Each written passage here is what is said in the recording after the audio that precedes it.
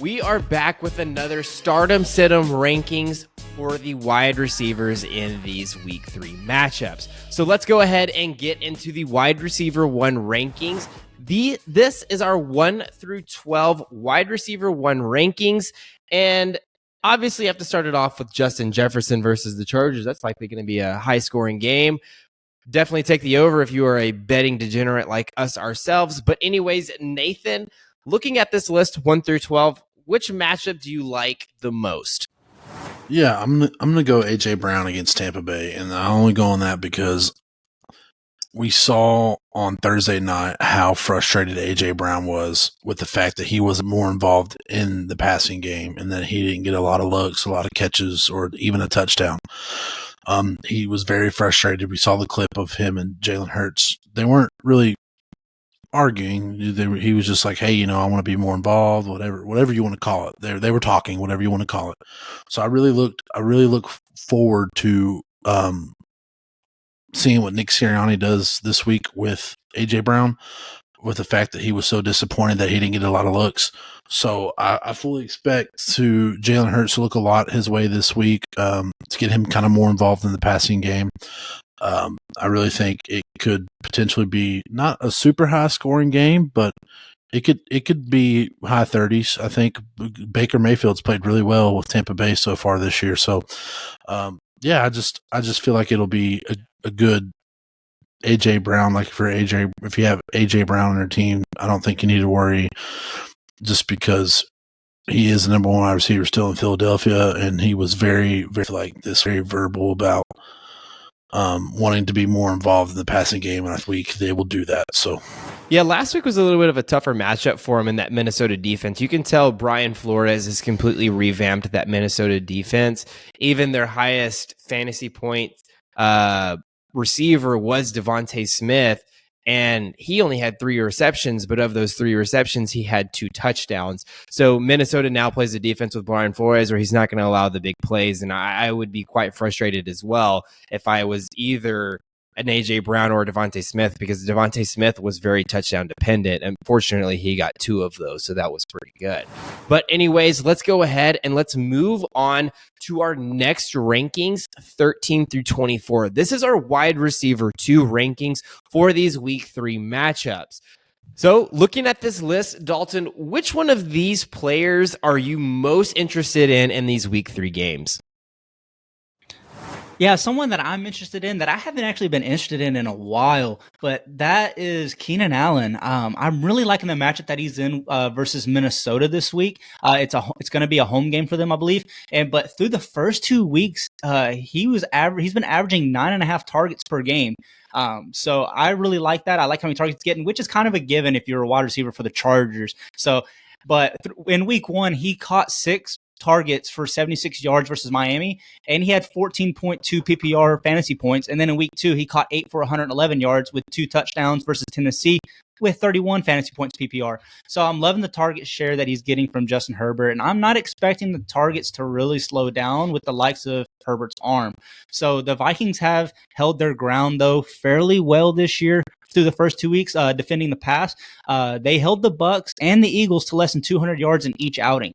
So like you said, I don't know what's going on with the Eagles right now, but I don't know if it's them or who they've been playing, but the Vikings held pretty strong through them. So, but however, the last 2 times that Keenan Allen squared off against the Vikings was in 2019 and again in 2021. So they play each other every other year. But in 2019, he went 9 for 10 with 99 yards. And then in 2021, he caught 8 out of 11 targets with 98 yards. So if history repeats itself, I'm expecting 10 to 12 targets and 100 yards receiving for Keenan Allen in week 3 versus the Minnesota Vikings. Yeah, and it was to my point that I just mentioned where Minnesota, just their purpose of their defense is they don't allow the big down the play options and passing.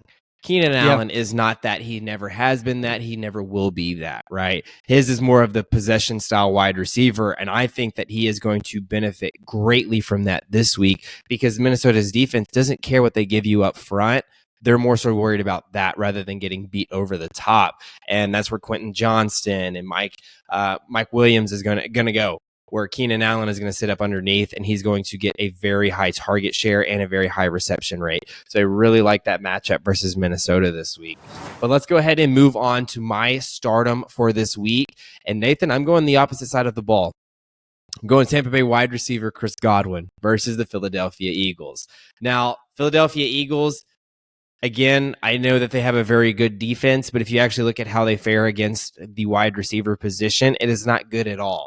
They, in fact, are bottom 10 in the league currently in receiver receiving yards, fantasy points, and target share. Currently, they are allowing 205.5 receiving yards to the wide receiver, alongside 28 targets per game, which is bottom 10 in the league, and then also 50 fantasy points per game to the wide receiver position. Not to mention that they've also allowed 4 touchdowns to the wide receivers, 2 per week. So I like this matchup a lot because I see that Baker is going to be throwing a ton this game. Through the first 2 weeks, Philadelphia has allowed 49 attempts per game against them.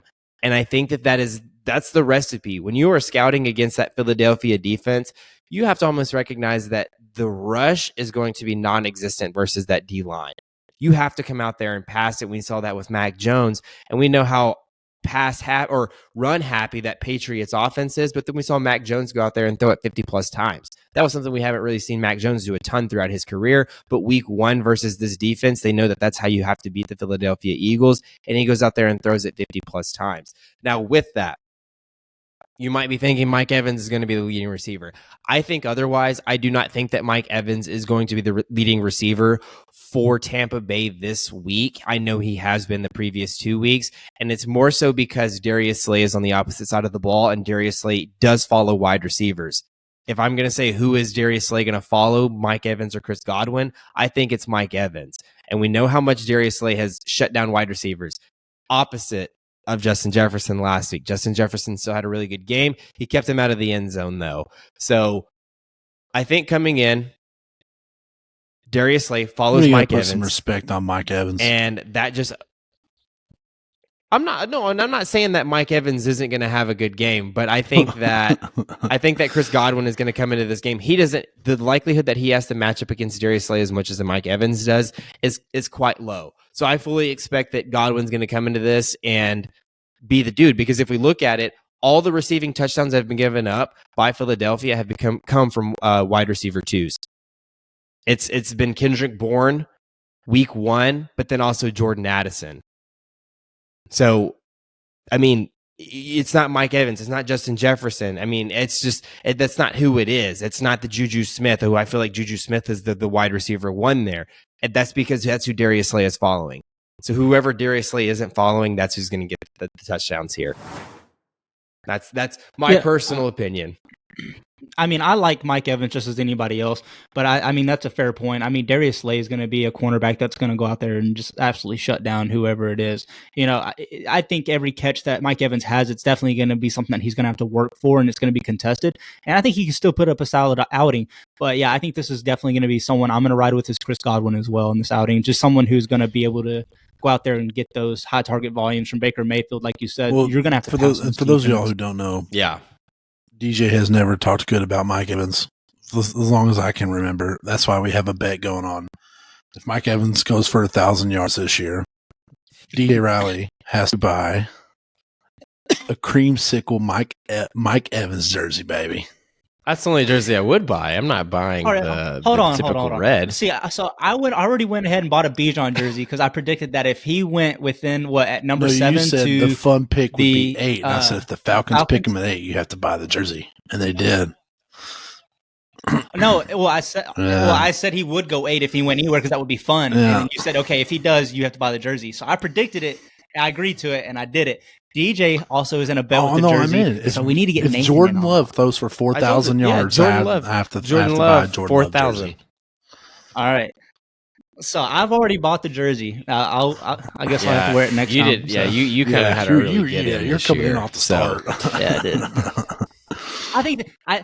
I think that's kind of what started it. I was like, oh dang, now if I have to do this, you guys need to do it. Although Nathan Jordan It'd be Love, cool if we all do. I would say it's looking like we're honestly on pace to probably all. all having jerseys and all losing these bets. So we're gonna have new jerseys, yeah, in our closets by the end of the season. That'll be a good one. But anyways, again, these are our wide receiver rankings 1 through 24. But there's a couple people who did not make this list. And Nathan, I'm curious as to who yours is. Who is your sit-em for this week 3 All the matchup Arizona at the Cardinals wide receiver position? All of them. I mean, come on. We saw they're playing the Cowboys. And we saw Daniel Jones had success last year, right? He had success.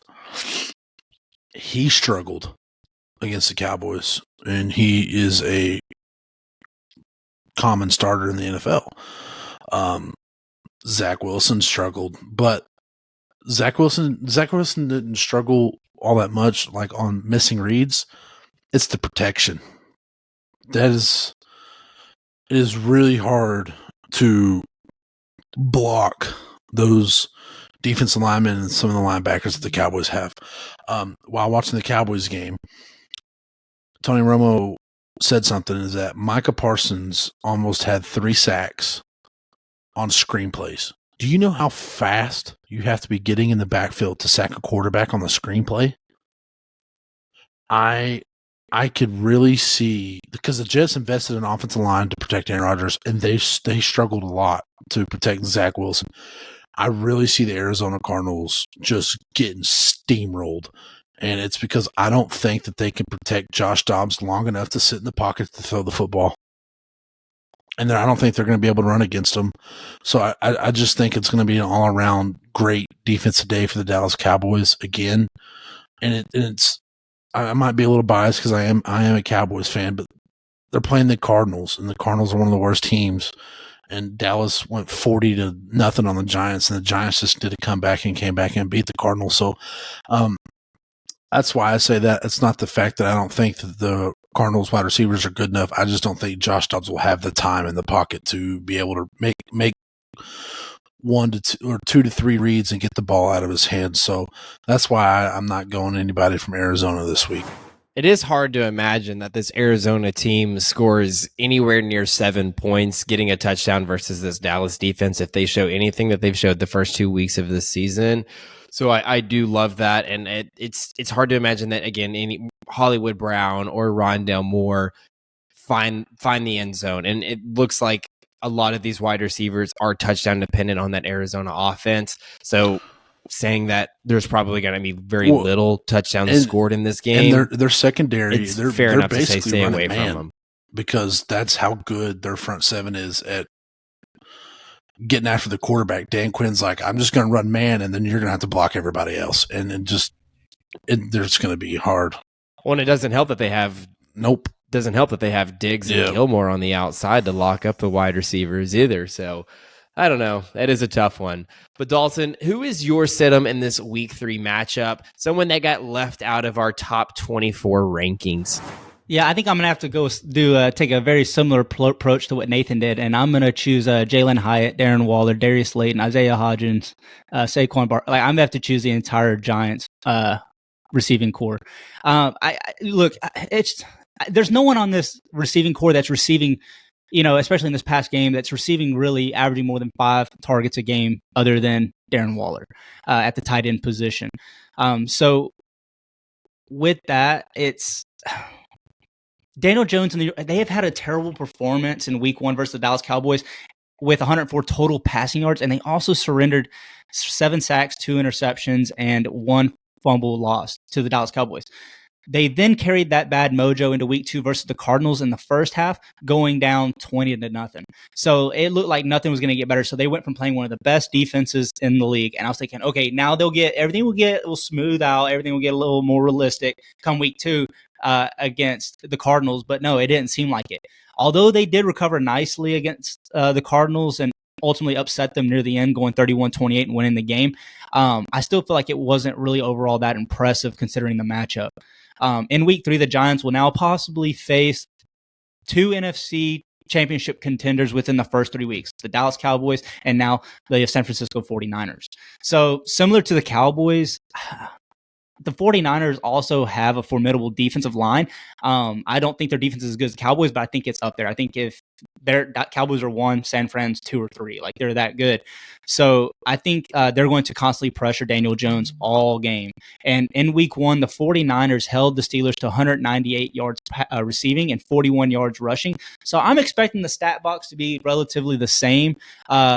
More or less, since I kind of see the Steelers and the Giants being relatively like the same type of team. So I'm projecting to have less than 200 yards receiving in this game, with Darren Waller probably leading the way with about 5 targets. Well, if you're the Giants, you're sending a gift over to the Cardinals right now, because if their front office is like not calling their head coach at halftime, like, hey, what are you doing, bro? We're trying to tank. Let the Giants come back and win. The Giants would have gotten embarrassed again. So they better be sending a package over to the Cardinals front office saying, thank you for tanking your season, because we know what you're doing over there, Arizona. We know what you're doing. You're tanking on purpose. You totally could have put 40 on the Giants as well, but we know what you're doing over there, buddy. We know what you're doing. Yeah, and Dalton, I do agree with you that obviously the San Francisco defense is very stout and top tier for sure, but against wide receivers, they're pretty bad. Now, I do agree with you though that I am going to forever stay away from these New York Giants wide receivers, but more so because they're New York Giants wide receivers and not because they're facing the San Francisco 49ers defense. Because my stardom for last week was Puka Nacua, and we saw him throw up 30 points again in week 2. So, and the 49ers just allow a lot of yards to the wide receiver position.